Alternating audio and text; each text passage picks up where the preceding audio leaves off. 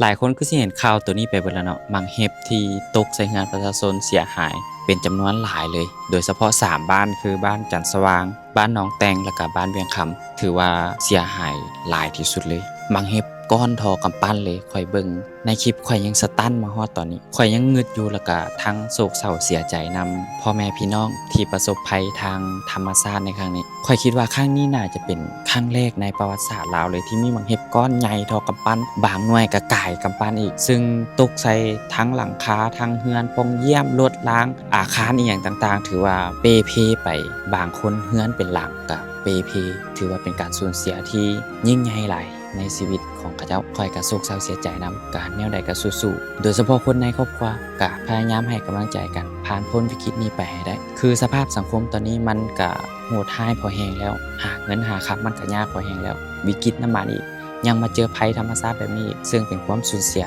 ที่บุ้ยพยายามให้มันเกิดขึ้นจะไหนก็ขอแสดงความเสียใจและมีค่อยก็ตั้งแต่เกิดมาปีนี้ก็31 ปีค่อยก็หาก็เคยเห็นบางเห็บที่ก้อนใหญ่ขนาดนี้แนวใดก็ขอส่งกำลังใจให้กับครอบครัวที่ประเสริญกับภัยธรรมชาติแนวใดก็ขอให้ผ่านพ้นวิกฤตนี้ไปให้ไวที่สุด